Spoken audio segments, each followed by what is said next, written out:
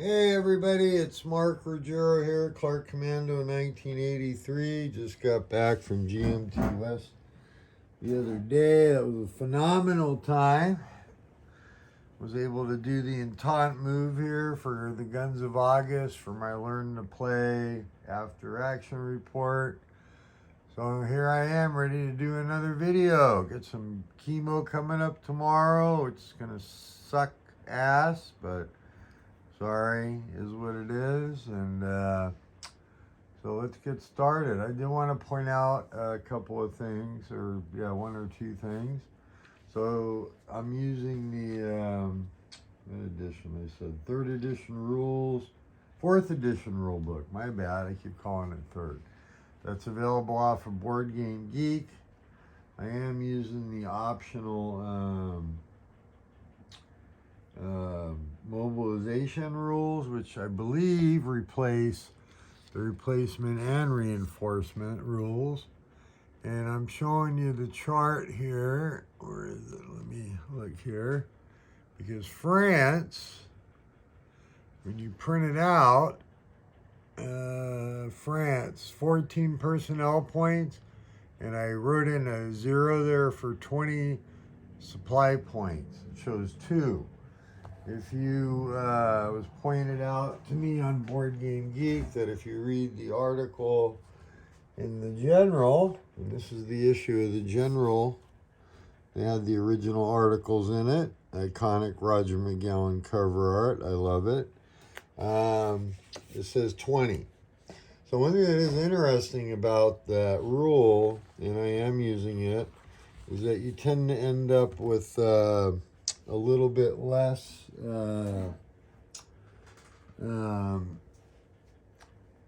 units coming back if you stick with the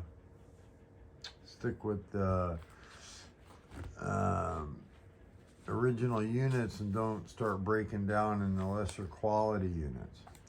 So anyways, where we're at is real early in the game. I have no idea how far I'm going to take this before putting it up. But we did the Entente turn, which I'm going to go over here in just a second. And then we did production, and we rolled the weather for the September 1914 turn. And you can review my other videos to see what optional rules I'm using.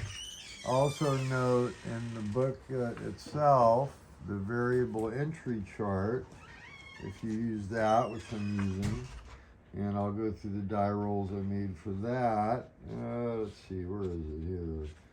In this nice spiral bound rule book that I made. The die roll ranges, I'm going to show you here, are a little bit different than what's on the chart in the game. So there's a slight chance that Italy actually might come in on the Entente side, and also the Central Power side in 1914, which it did not do, but I'll get to that when I get to it. It lists the modifiers, but besides that, I haven't had really any issues with this rule book. The one issue was the production, but make sure you're using the charts that are in the rule book here and not the actual game, because the 4th edition rules does have some minor changes. All right, so what we did here is a little reminder. I'm gonna try to move in and zoom around a little bit. Let's go here and look at Serbia. Let me, where is let's go down to Serbia. Let's look at Serbia really quick. So what we had in Serbia before, if you look at my last video, is Belgrade would have been cut off. There was a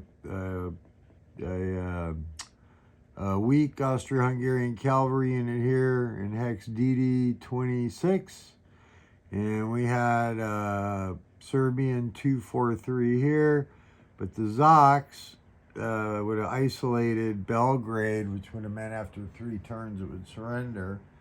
So what I did decide to do is I moved up the 243 and I made a 1-to-1 attack. Made a series of 1-to-1 attacks actually on this turn with the Entente. Let's go over and look at, zoom back out. Let's see here. Can I do it right? Let's go the other way, Mark. And there we go, I think. And we'll go out a little more. Oh, we're zooming in again, aren't we? Pinch. There we go, Mark. All right. So I'm going to point out some things here. So in the sequence of play, the Allied player had no declarations of war. Everybody was in supply. Isolation is at the end. It's distinct from supply, so that's not an issue. Did the movement phase and then the combat phase. So I'll go hex by hex on the combats and what I did some moves. You can see if you look in here, let's try to zoom in. Let's do the east front first. And I'll zoom in a little bit. All right, that should be good. Should be able to see that there. And what we did is moved up the Russians here. There was a small stack of Germans, I believe, right in here. Moved the Russians up to counterattack a unit that was here. And also, of course, got the drive going into Germany. Moved up the rail engineer to convert a couple of rail hexes while we could. And so let's go over the combats. So on the Eastern Front. Well, actually, so I should have done Serbia first. I already showed you like approximately where the units were. I did a 1-to-1, and you'll see here the Entente got pretty lucky. But here's my thinking. I want to show you a thing really quick here. My thinking, and at first I was like, oh boy, 1-to-1 attacks, but I was looking at the French and with their offensive doctrine, anywhere they're adjacent, they have to attack. And so I was like, oh boy, it's going to be quite the bloodbath. But if you look, if the combat results here, you get a 3, 4, which are both demoralized, which we'll go over that result here in a minute. 5, defender demoralized, and then of course the 6 is a defender exchange, a 1-to-1. So basically, unless you have some negative modifiers, which is always possible, you got a pretty decent chance of forcing the defender back, or at least taking a loss, right? And so in some ways, a 1-to-1's not so bad. It's when you get into the lower odds that it gets pretty ugly. So in the combat phase, the attack that I had in Serbia so that Belgrade wouldn't be isolated was a 1-to-1. I rolled a 6, which was a defender exchange. Of course, it was a 2-factor attacking Serbian corps against a 2-factor Austria-Hungarian corps. So basically, defender was eliminated. You have to eliminate at least equal to the defense value. Only having 1 unit, the Serbian unit died also, but Belgrade is not isolated. So we'll see if that was worth it in the long run. You know, I was trying to get away with a little cheapy victory with the Austro-Hungarians. And I still may be able to pull it off. I have a couple of good stacks there. And that was about it for the Serbians and their counterattack ability. So anyways, back to the Eastern Front. So hex, let's see, we had a 3-to-1 in hex 0018. Let me point that out here on the map. Let me get my chemo cancer fucking legs in motion here. Sorry, guys, for the language if it offends you. 0018 would have been this hex right here, which is now occupied by a stack of Russians. We were able to get a 3-to-1 on that, and which the Entente luckily rolled another 6. That was a defender eliminated. So we eliminated the stack Austro-Hungarians that was there. Wasn't super strong. We advanced in here. And, and that was a 3-1. And did I miss? I didn't. It's a clear hex. So 3-1. I rolled a 6. Defender eliminated. In GG13, I had another 3-1, and that would have been, let's see, GG13, which would have been, oh my goodness, my eyesight. Ugh. Right here. There was a German 3-5-3. I was able to attack with 3 stacks. Got a 3-1. Rolled another 6 for a defender eliminated. So I was able to advance in there. And then in hex KK9, had a 2-1. And KK9 was right. It was these 2 stacks. Up here, let's see, KK9 was right here, and looks like I rolled another 6 at 2-1, which was a defender exchange. So in that, the Germans lost. Top of my head, I forgot exactly what unit, and Russians took a couple of losses. I'll show you the loss pile after I did construction for each front. And then, make sure I did that right. Or was that a defender retreat? No, DX result. DX result. Okay, so then LL7 was the last attack in Russia. And that would have been up here. MM10, LL10, 987. Let me stand up here and take a look at this. Hang on. Okay, let's look. Make sure I did it correctly. Yeah, got the railroad engineer there. LL7. This hex right here felt, and I rolled a both demoralized. The odds were 2-1 with a +1. Rolled a 4 or a 3, modified to a 4, was a both demoralized. Yeah, so when you get a demoralized result, and if it's both, the defender goes first and the attacker. It's basically you either take a loss, you lose your strongest unit involved, or you retreat and become demoralized. Now, obviously, the 3 hexes there that the Russians had attacking. I didn't want to have to retreat all 3 and become demoralized. When you're demoralized, you can't attack. And you also suffer a +1 to the die roll if you're attacked while demoralized. So I lost a 464 core, I believe. Yes, for the Russians, because that's my strongest group up there. And the Germans lost a 574 or 464. I can't remember off the top of my head.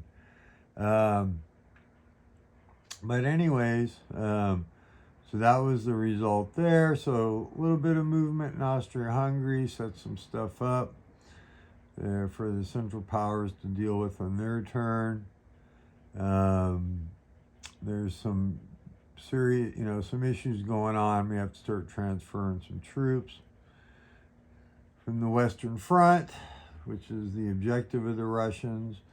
I do want to comment that what I did do, with those particular results, but I'll probably do the same thing, is I'll try to opt to minimize losses where I can, if I'm able, and, by doing retreats and things like that. So let's go over to the Western Front here, and once again, it's August 1914, and you can see there's some demoralized Germans, and you know, the central powers, the Entente player with the French offensive doctrine, which I think is historical, because that was their doctrine. Anybody they're adjacent to, they have to attack. So let's go through the attacks from top to bottom. I already explained my reasoning, I think, for doing some 1-to-1s, and I got lucky, didn't roll any attacker eliminated, which would have been a disaster. But for the most part, I feel like,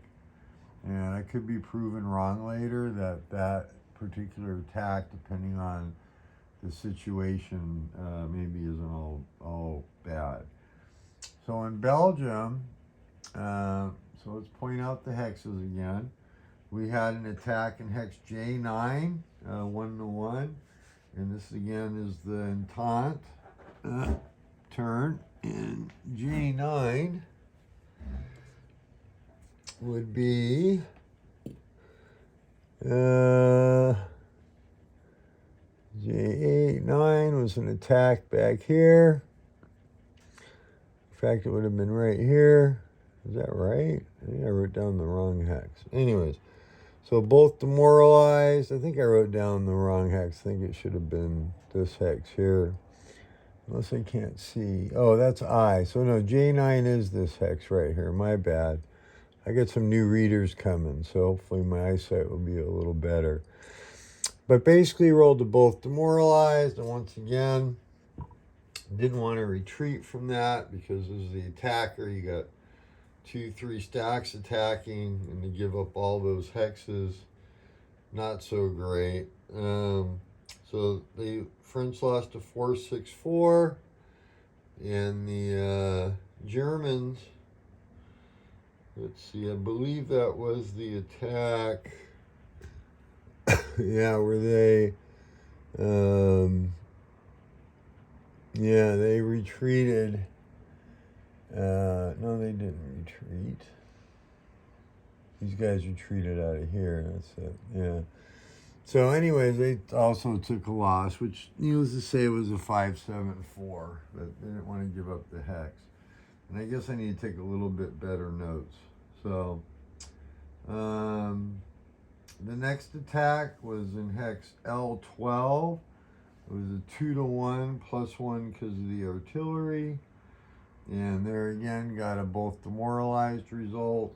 And hex L12, with the Entente attacking, would have been here. Let's see, L7, 8, 9, 10, 11, 12. If this was back here, and as the took the loss, the defender chose to retreat, so the stacks demoralized. Attacker took 4-6-4 and retook the hex that was in front of Verdun. Okay. I need to take a little bit better notes next time. So then we attacked hex M15 at 1-to-1 back here. Now this is an interesting rule situation. So it was I believe, yeah, because we lost a stack here. So we had a couple stacks here attacking here. It was a 1-to-1. I did roll a 3, which was a both demoralized. So there again, you know, the French took a loss because they didn't want to retreat out of Nancy here, which, you know, wouldn't have been good. Germans retreated into Strasbourg and took the demoralization. Now, you may say, well, why didn't you advance, Mark, into that hex? Well, Zocs are not negated by friendly units. And I didn't want to put the Entente player because actually my reading of the rules, it seems pretty clear to me, especially with Zocs not being negated by friendly units, that you're isolated if you advance in that case. Now, you'd be marked isolated, and then in the next turn, if you didn't fix it, you'd be eliminated in the open terrain like that. So I didn't want to do that. So then the very next attack was one stack on one stack. It actually was a 1-to-2, which you resolve on the 1-to-1 table at -1. And that would have been this hex right here. -1 because of the rough terrain. And the result was I rolled a, did I bump it? Okay, there we go. I rolled a 1. So it was an attacker eliminated. Now, after careful reading of the rules, it's very interesting. I mean, there's a possibility I could have played this wrong, but I don't think so. I read the rules multiple times on advance after combat, and what it says is that either, I'm trying to think of the way it's worded, it implies that if the hex is vacated, the defender can advance. So that's what I did. And it kind of made sense in my head in that, yeah, sure, the other guy's attacking, but these are monthly turns and counterattacks. Net result of the battle is, hey, the hex is empty. So the French lost a city, which in the end cost them a production point and a supply point for when they did reconstruction. So that was the movement and the combat. It was a pretty exciting turn. Let me zoom back out, and I'm going to just talk a little bit about the rest of the sequence of play. So then we get to the after combat, you do demoralization removal. So you remove demoralization markers except for those placed in the current turn. So there's no real numbering system. I think that you kind of have to remember. Shouldn't be that hard. You could adjust the counters or use some other meme to show that. When they were placed. I believe in Empires and Alliance from Compass, which is a remake of this game, they correct that. So I think they are numbered. Or color-coded, I can't remember. So you can keep track a little easier when they were placed. So after the demoralization removal, do the isolation phase. So nobody, was isolated. So we're good to go from there. And isolation is different, than supply. And then we do the inner player turn. So there's no morale because that doesn't happen until 1916. Naval phase. I'm not using the expanded naval game. So nothing really to report there.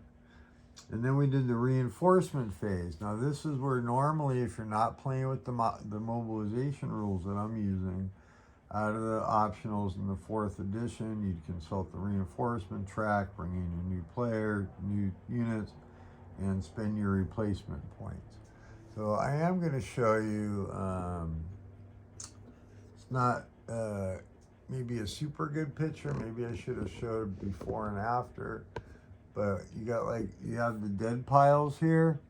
So after my builds, and I'll go through what was built, here's what you have left for Russia. I think you can see, maybe not, but a 464, a 334, 3 Serbian units, and 2 Austro-Hungarian units. That's after doing the build through mobilization. And, that's Belgium over here. You get the French losses here. And what is this? Let's look. That's a French 464. So the French have a deficit, and so do the Germans.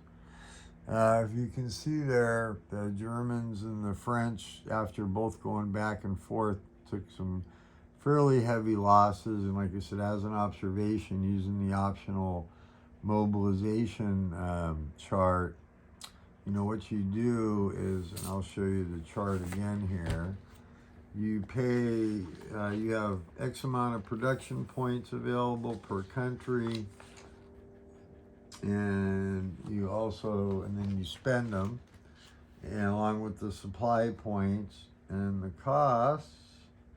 Let's see here if we can get a nice clear picture. So for example, Germany has 28 personnel points and 40 supply points.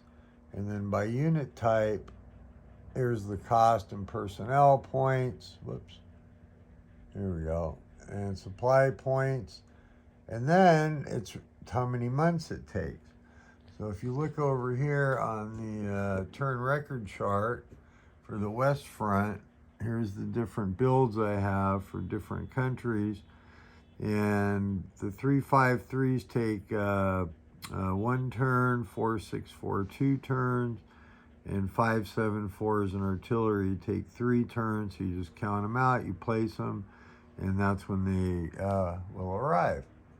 So, and it adds some variance, gives you some options. You also have the option of, you know, converting into lower quality troops and, and whatnot. I'm choosing not to do that just quite yet.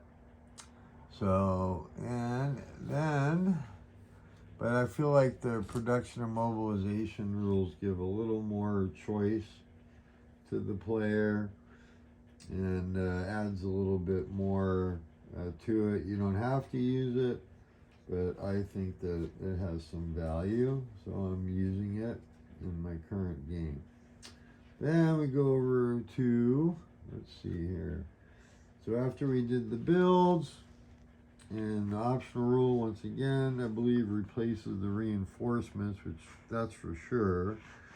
And then the only slight question I have was, does it replace the replacement rules? And it infers that. So the weather table, let me show you that here. So it's let's see, summer. Oh, I guess no. So you roll.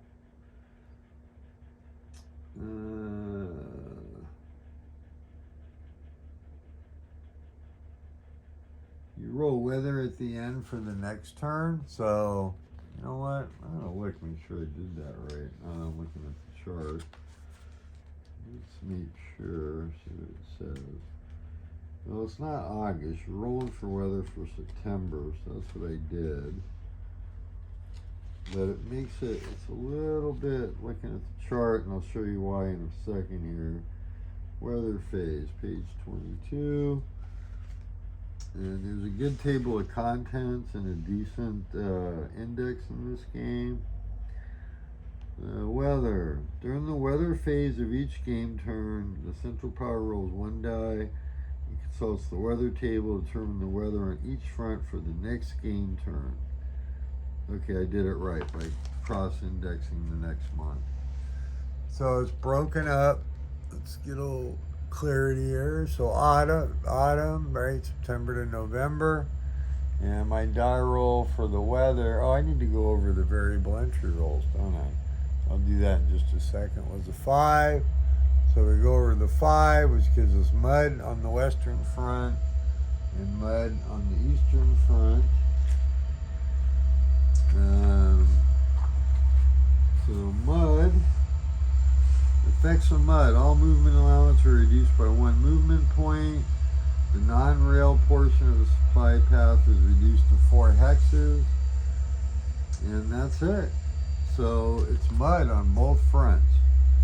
And I don't think it's going to present too much of a challenge.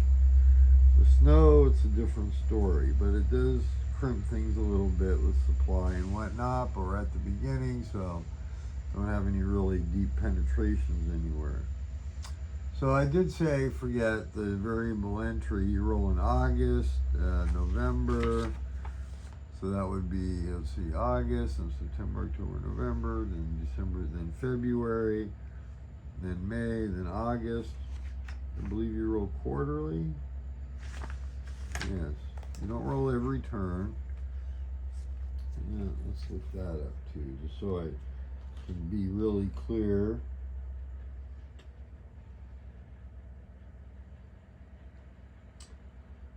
All right, let's see here. Wow, weather optional rules, secret mobilization, variable entry rolls, page 24, 4th edition rulebook. Blah, blah, blah. Talks about the different countries. So during the reinforcement phase of February, May, August, and November game turn is when you roll. You consult the variable entry chart. And if you roll less than, and I'll show you the chart once again. Let me pull it up here. If you roll less than the range indicated, then that country joins the Entente. And if you roll higher, then there are some modifiers, which I'll show you if I can pull the dang chart up here. Where is it? Morale table, victory points. Oh my goodness. Sorry about that. Sorry about the delay, guys. Sorry about the mumbling. I'm trying to keep this video as short as I can. And I'm not being very successful. It is what it is. Okay, let's look here.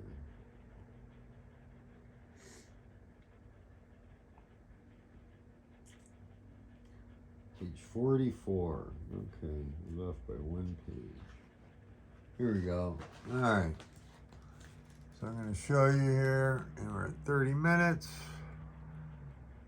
This gives you the year, die roll range, modifiers that can happen, and the results that we got. So we rolled for England, which had a modifier since the Germans did invade Belgium, a -3. So their number is a 6. And they can get different results. They can get, it's in the rules, they can get limited and no entry, but I rolled low enough for Britain. I rolled what did I roll for Britain here? Britain, I rolled a 3, -3, 0, so that means they're fully participating Entente player. Even with invading Belgium, if they would have rolled a 6, they could have got, I believe, limited participation. I could be wrong on that, but pretty sure I'm right. But if you play, you can and use it, you can read the rules. Then the other country that could have possibly come in was Italy. I rolled a 6. There were no Did I roll a 6? Oh my goodness, I need to review that. Within the printed range, if the die roll is greater than the larger number, joins the Central Powers. Ooh, I'm going to have to review that. I think Italy joined the Central Powers. I had them as neutral, but a roll of 6. Oh boy, see what happens when you review stuff? Let's see if there's any modifiers for the Italians. Britain's not neutral, so that would have been a plus anyways. Minuses, no.